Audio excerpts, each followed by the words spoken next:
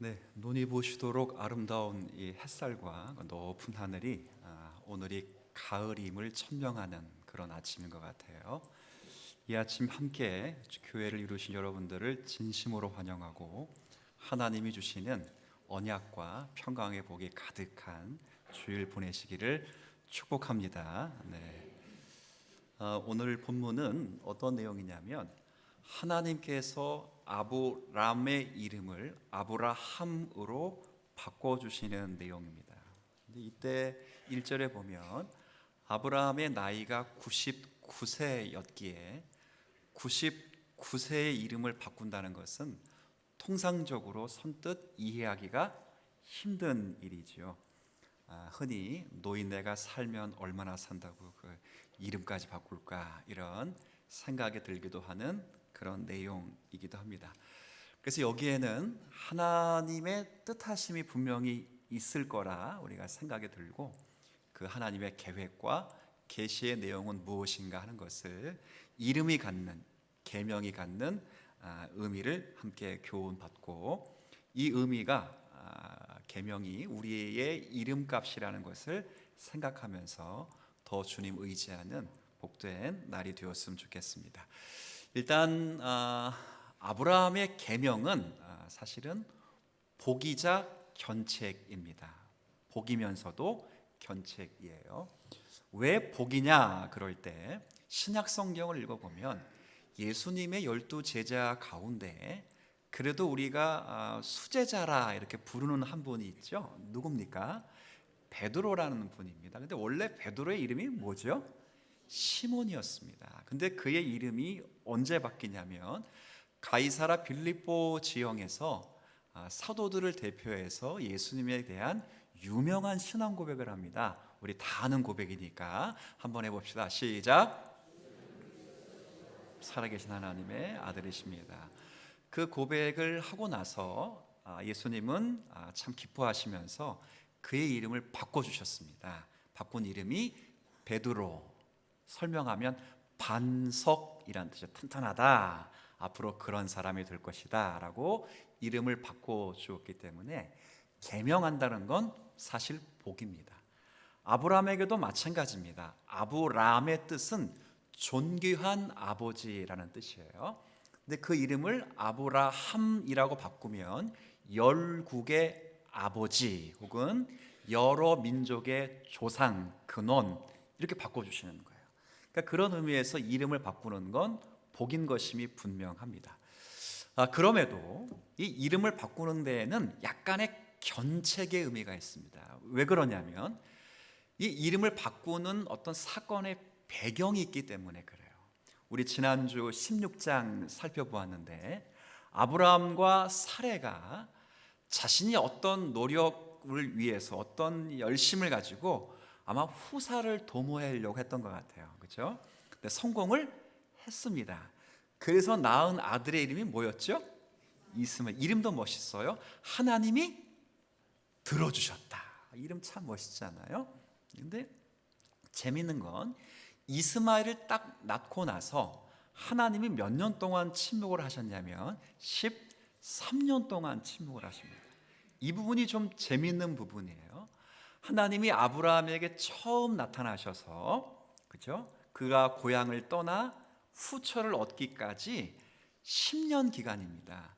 그 10년 기간 동안 하나님이 아브라함에게 찾아오시고 나타나시고 말씀하시고 확인하시고 동행하시고 역사하셨단 말이에요. 그게 길게 기록되어 있어요.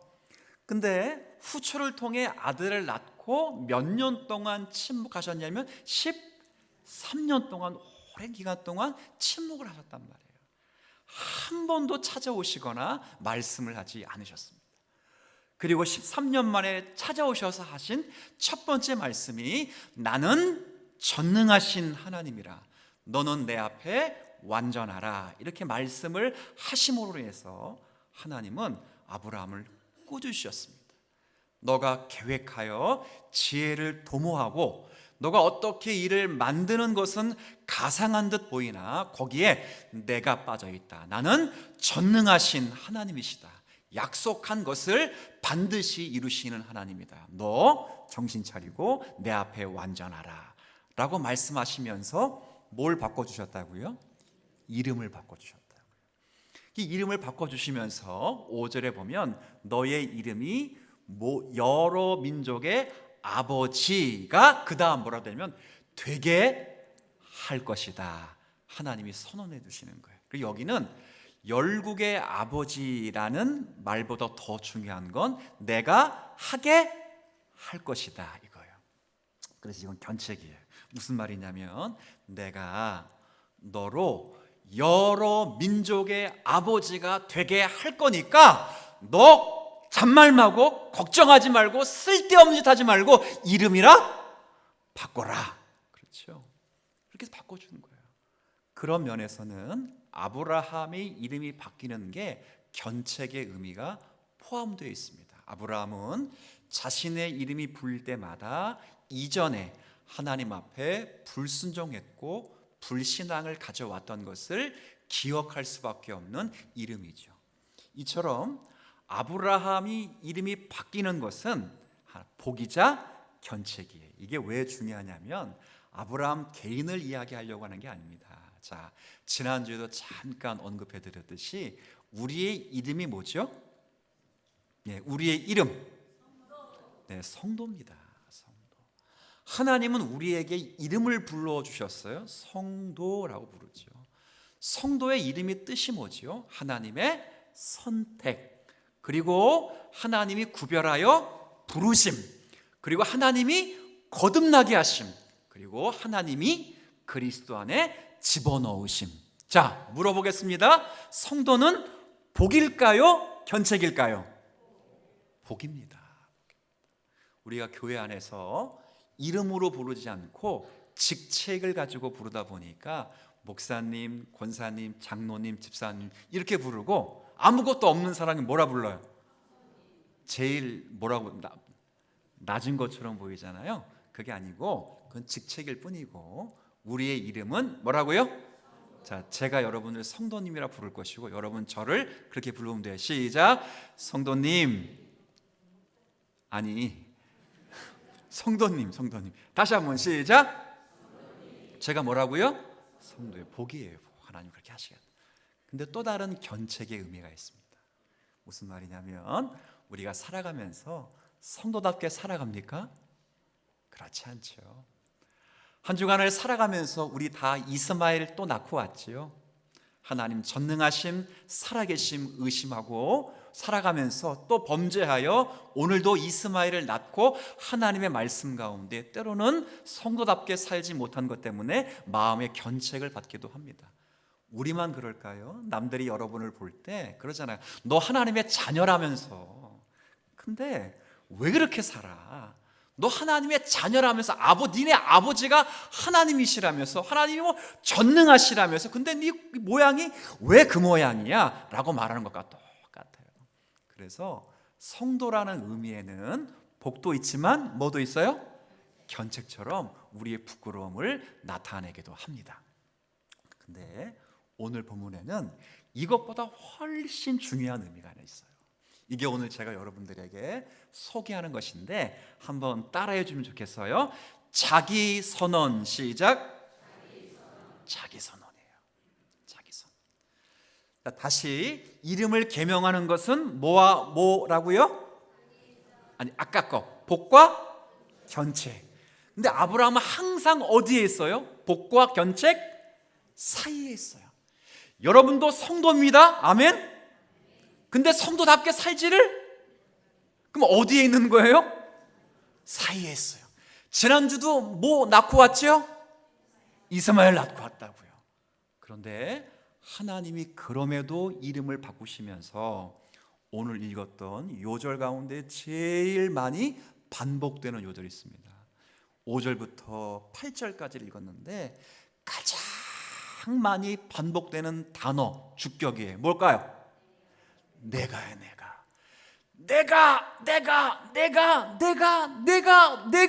내가 몇 번 했어요? 6번 했어. 6번이나 등장해요. 6번. 짧은 구절에 하나님이 내가라는 단어를 6번이나 등장시켰어요. 근데 놀라운 건 하나님이 자기를 내가라고 자주 반복한 데가 어디에 나오냐면 12장에 아브라함을 처음 부를 때 나와요. 그리고 다시 나오는 거예요. 잠깐만 주목해 보세요. 아브라함이 12장에서 처음 하나님의 부르심을 받을 때 하나님이 내가를 거듭 말씀하셨는데 12장 앞부분에 사실은 아브라함이 11장 끝에 이미 시작됐어요. 11장이 사실 어떤 이야기냐면 여러분이 잘 아시는 대로 바벨탑 사건입니다. 바벨탑 사건의 핵심은 하나님 없는 인생의 비참함을 말하는 거예요. 인간 스스로가 하나님을 제외하고 자신이 구원과 생명을 위하여 헛된 바벨탑을 쌓을 때 하나님이 그들의 행위를 찾아와 심판하심으로 거기에는 구원도 없고 생명도 없고 복이 없다는 것을 철저하게 가르친 사건이 바벨탑이에요. 그리고 바벨탑 사건이 끝나자마자 11장 마지막에 비로소 등장하는 이름이 나오는데 그 이름이 누구라고요? 아브라함이에요. 아브라함. 그리고 12장에 아브라함을 부르면서 하나님이 거듭 내가라고 말씀하시는 중요한 요점은 생명과 구원은 사람들에게서 나오는 것이 아니라 하나님에게로부터 시작된다는 것을 가장 먼저 알리시기 위하여 부르신 첫 번째 사람이 누구라고요? 아브라함이에요. 아브라함. 그래서 아브라함은 우리가 무슨 조상이라 말해요? 그렇죠. 우리 아브라함을 읽을 때는 전부 누구로 읽으면 돼요? 다 저와 여러분을 놓고 읽으면 돼요. 하나님이 그렇게 시작을 해놓은 아브라함이에요. 그래서 15장에 믿음을 불어넣어 주셔서 하나님을 믿으니 하나님이 그를 의롭다고 간지해 주셨지만 16장에 와서 이스마엘을 만들어 놓고 아브라함이 잘 살다가 한 번 실수해서 이스마엘을 낳은 그런 사람이 아니라 아브라함이 믿음으로 의롭다함을 받고 하나님의 택함을 받아 부르심을 입은 하나님의 백성일지라도 그의 복과 구원과 생명을 위하여 그가 공헌할 것이 아무것도 없다는 것을 깨닫게 하시는 것이 바로 이스마엘의 사건이었다고요. 그래서 하나님이 찾아오셔서 내가 다시 시작하시겠다라고 말씀하시면서 이름을 뭐 한다고요? 바꿔주시고 거듭 이야기하는 게 내가 몇 번? 6번이나 등장하는 거예요. 이게 하나님의 은혜의 의지예요. 제가 조금 전에 이런 말씀을 했어요. 우리의 이름이 뭐라 그랬죠?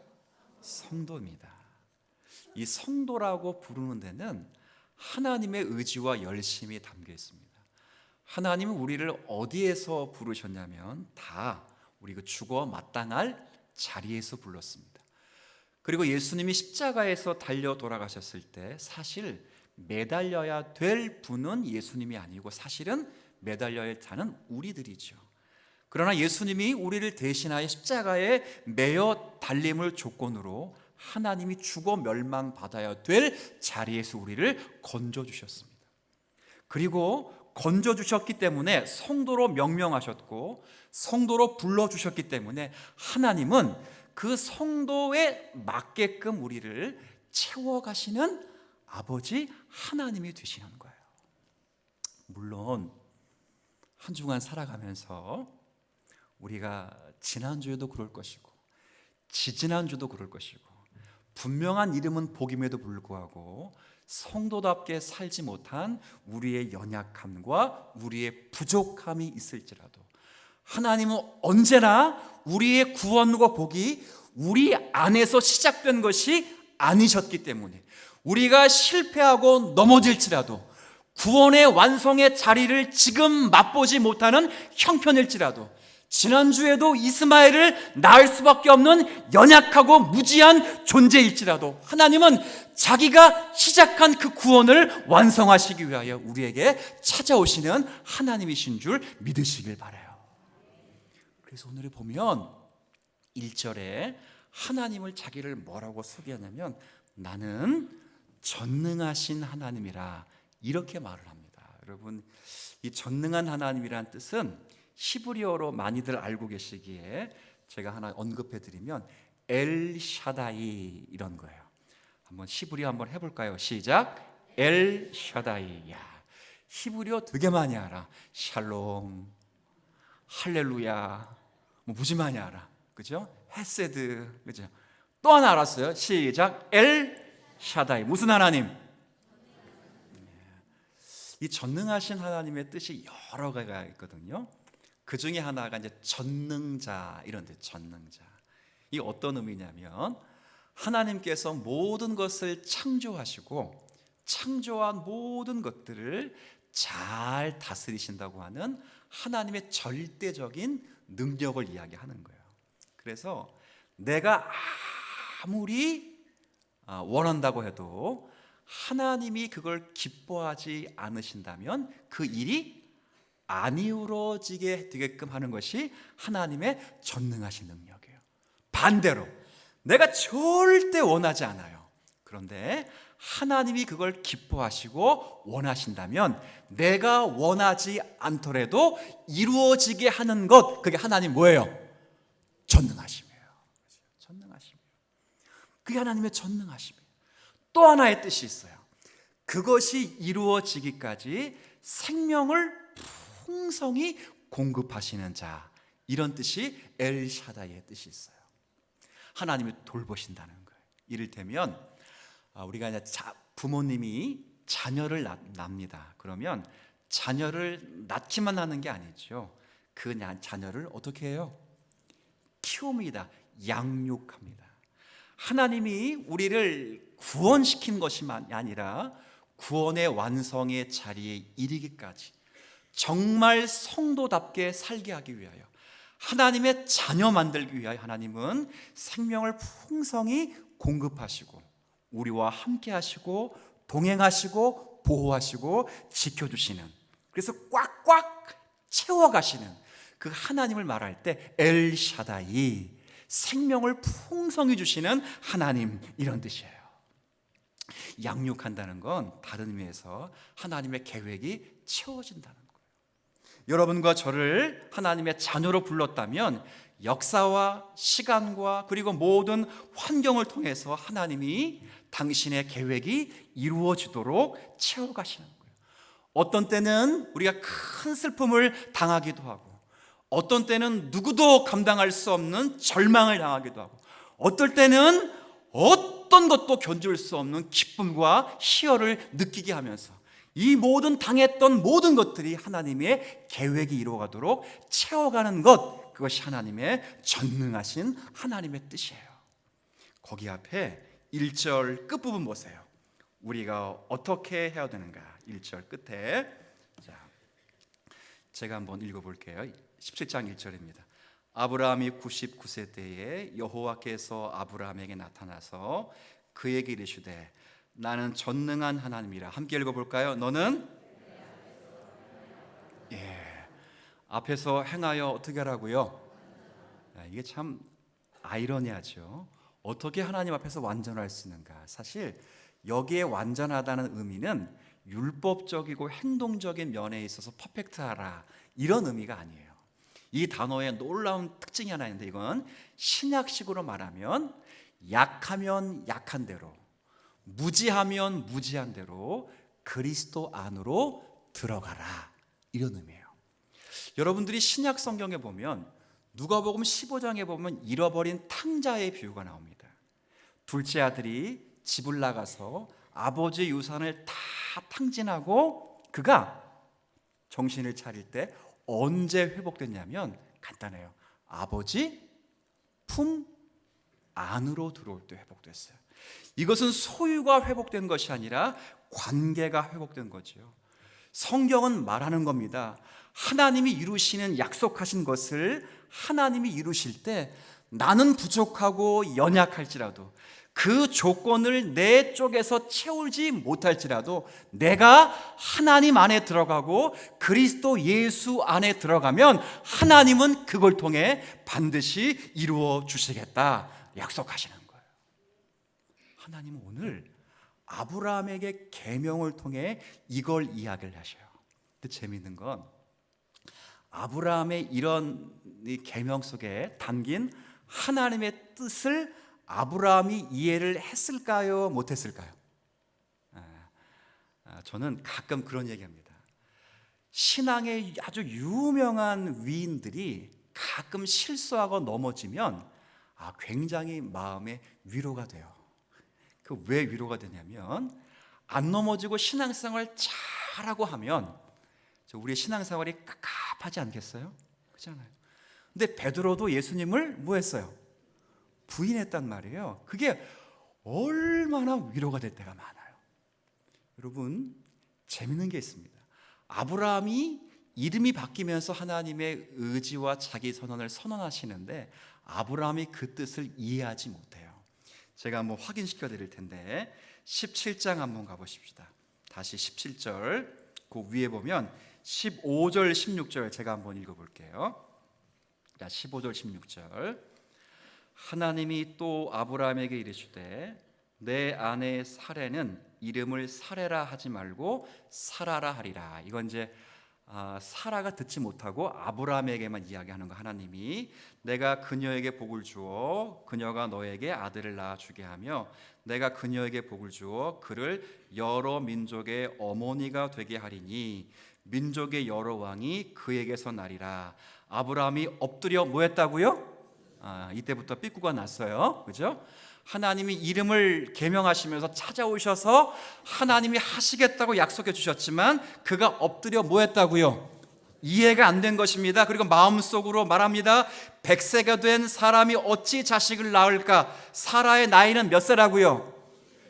경수가 끊어졌다고요. 더 이상 생물학적으로 자녀를 낳을 수 없다고요. 그래서 아브라함이 엎드려 웃었다고요. 그리고 18절에 뭐라고 말하는지 보세요. 아브라함이 이에 하나님께 아뢰되, 함께 했습니다. 시작. 네, 뭐라고요? 네, 뭐래요? 있는 놈이나 잘 키워달라고요. 여러분 잠깐 보세요. 이게 지금 누구의 고백이라고요? 네, 우리의 고백입니다. 하나님이 여러분을 성도로 부르셨습니다. 복입니다. 그러나 살아가면서 우리가 하나님의 자녀답지 못하여 또 이스마엘을 낳고 이 자리에 왔습니다. 다시 언약의 갱신을 통하여 하나님이 내가라고 다시 확인하시고 여러분을 하나님의 그리스도의 장성한 분량에까지 만들 것이라고 확인해 주셨습니다. 그런데 저와 여러분은 우리의 모습 때문에 잘 믿지 못하여 하나님 앞에 말씀하는 모든 것들은 하나님 그건 우리와 관계없습니다. 그냥 우리가 있는 것이나 챙길 수 있도록 은혜를 주십시오. 그냥 건강 주세요. 물질 주세요. 자녀 잘 되게 주세요. 그게 우리라고요. 놀라운 건 그러나 하나님은 그것을 넘어 우리를 통해 하나님의 역사를 이루시는 놀라우신 하나님이에요. 여러분 히브리서를 보면 지금 만나는 아브라함과 다른 아브라함을 만나봅니다. 그리고 놀라운 건 여러분이 천국에 가면 지금 여러분과 다른 여러분을 모시고 깜짝 놀라실 거예요. 정말 깜짝 놀라실 거예요. 이 모든 것이 사실 어린 양 되신 예수 그리스도의 공로 안에 있습니다. 그래서 계시록에 보면 천상의 예배를 보여주시면서 지상에서 전투하는 교회들로 하여금 힘을 나도록 천상의 예배를 소개하는 4장의 내용이 있어요. 여기서 굉장히 인상 깊은 장면이 여러 가지가 있는데 사실은 제가 가장 인상 깊게 봤던 건 마지막 부분이에요. 24 장로님들이 자기 머리 위에 있는 면류관을 다 벗습니다. 다 벗어서 어린 양 보좌 앞에 그 면류관을 던져요. 확 던진다는 게 아니라 앞에 절을 하면서 던지는 거예요. 무슨 의미일까요? 24 장로는 12장로 12장로 12지파 12지파 모든 크리스찬을 의미하는 거예요. 그 모든 자들이 천상의 예배에서는 자신들에게 주어진 모든 복과 영광을 그리스도에게 돌린다는 말은 자기의 노력과 자신의 실력으로 인하여 우리가 구원의 완성에 이른 것이 아니라 전부 하나님의 은혜와 그리스도 예수의 공로로 인하여 그 자리에 들어섰다는 사실을 우리가 깨닫게 되었기 때문이에요. 그것이 하나님의 뜨거운 사랑이었습니다. 우리를 향하신 집요한 설득이셨고 끈질긴 설득이었어요. 그러니 우리가 해야 될 일은 여러분과 저의 모습을 보시면서 결코 절망해서는 안 돼요. 저와 여러분들은 신의 성품에 이미 참여하였고 그리스도와 같은 소망이 되는 그런 소망을 가지고 있는 사람들입니다. 비록 믿음은 바라는 것들의 실상이지만 그 실상이 아직 완성되지 않은 채로 남아있기에 오늘도 어쩌면 내일도 이스마엘과 같은 아들을 낳을 수밖에 없는 연약과 무식에 휩싸여 있을지라도 하나님은 여전히 저와 여러분의 아버지와 하나님이 되어 주신다는 사실이죠. 우리가 해야 될 일은 무엇일까요? 아까 1절 끝부분에 하나님 앞에서 어떻게 하라고요? 완전하는 거예요. 이건 퍼펙트 개념이 아닙니다. 하나님 앞에서 순종하는 마음으로 주님을 의지하도록 하는 거죠. 물론 잘 깨닫지 못합니다. 이때 한 구절 하나 더 읽어드리죠. 17장 10절 보십시오. 자, 하나님이 하나를 더 약속하시는데 10절에 자, 할례가 나옵니다. 한번 같이 읽어보십시다. 시작. 너희 중에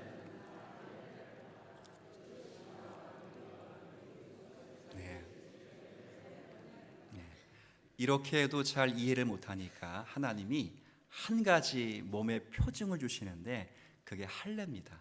할례는 쉽게 설명하면 남성들로 비유하면 포경수술이에요. 여러분이 아시는 대로 남자의 생식기 끝을 자르는 행위입니다. 이것이 영적인 의미는 사실은 생식기를 자르는 거예요. 그럼 남자의 생식기를 자른다는 것은 바꿔 말하면 생물학적으로 후손을 낳을 수 없다는 것을 하나님이 명시해 주는 거예요. 하나님이 그걸 알고 계신다는 거예요.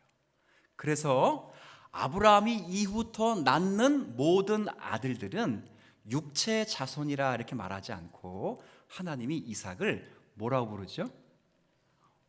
약속의 자녀라 이렇게 부릅니다. 성경은 이삭을 항상 약속의 자손이 이렇게 불러요.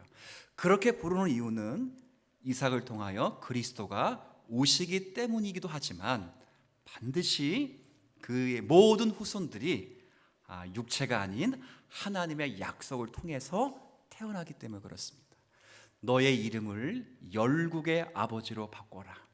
그리고 앞으로 너를 통해서 열국 많은 민족들이 나오게 될 텐데 그 민족은 너의 생물학적 후손들이 아니라 내가 선택하고 내가 약속하고 내가 불러 내가 거룩하여 성별한 나의 후손들이다 라고 말씀하시기 위하여 할례를 받게 하는 거예요. 여기에는 하나님의 고집이 있습니다. 하나님의 열심과 하나님의 힘을 이렇게 자기 선언과 할례를 통해 증거해 주시는 거예요. 가끔 보면 두 사람이 다툴 때가 있어요. 두 사람이 다투면 누가 이기는가 보니까 교회에서 보니까 목소리 큰 사람이 이기더라고요. 제가 내린 결론이에요. 그런데 목소리 큰 사람도 감당이 안 되는 분이 있어요. 누구냐? 고집 센 사람이 있어요. 목소리가 아무리 커도 고집 센 사람은 못 이기더라고요. 제가 왜 이런 이야기를 드리냐면 하나님이 그런 고집을 지금 부리시겠다는 거예요. 생각을 해보십시오. 하나님과 여러분이 싸운다고 생각을 해보세요. 하나님은 여러분을 구원시킬 거야. 그리스도처럼 너희들을 만들 거야 라고 고집을 부리고 계시고 여러분도 고집을 부립니다. 나는 결코 그렇게 안 될 거야. 있는 이스마엘이나 잘 키우게 해주세요. 뭐 그리스도의 장성한 분량이요, 부활의 소망이요, 뭐 영광의 멸류관이요, 그런 거 말고 건강 주시고 자녀들 형통하게 하시고 그냥 잘 먹고 잘 살게 해주세요. 그것만 족합니다. 이렇게 고집을 부린다고 해보십시오. 누구의 고집이 셀까요? 여러분이 고집을 부려도 여러분들은 80년 정도 부리면 끝나는 것입니다. 그러나 하나님의 고집은, 하나님은 영원 전부터 영원까지 전능하신 하나님이시고 영존하신 하나님이시라고요. 그 하나님이 고집을 부리시면 막을 자가 없다는 거예요. 그분이 바로 저와 여러분의 아버지가 되시고 공급자가 되시고 전능한 하나님이 되십니다. 사랑하는 성도 여러분, 세상이 변하고 현실이 아무리 무거울지라도 저와 여러분의 이름을 잊어버리지 마십시오. 저와 여러분의 이름은 성도입니다. 분명히 그 성도는 복입니다. 하나님이 창세전에 그리스도 예수 안에 선택하시고 구별하여 성별하여 세우신 거룩한 주의 백성들입니다. 하지만 성도답게 살지 못하는 우리의 연약함 때문에, 우리의 무지 때문에, 우리의 죄악 때문에 날마다 견책을 받으며 하나님 앞에 죄스러운 마음처럼 살아갈지라도 하나님의 마음을 이해하십시오. 에브라임이여, 내가 너를 어찌 놓겠으며 이스라엘이여, 내가 너를 어찌 버리겠느냐. 내 마음속 나를 돌이켜 나의 긍휼이 너희를 향하여 온전히 불붙는 듯 하도다. 그렇죠? 하나님은 여러분이 불순종한 그 자리를 보면서, 여러분이 패약하여 죄를 짓고 있는 그 모습을 보면서 하나님도 마음이 너무 아프셔서 여러분을 징계하시기로 마음을 먹으셨습니다.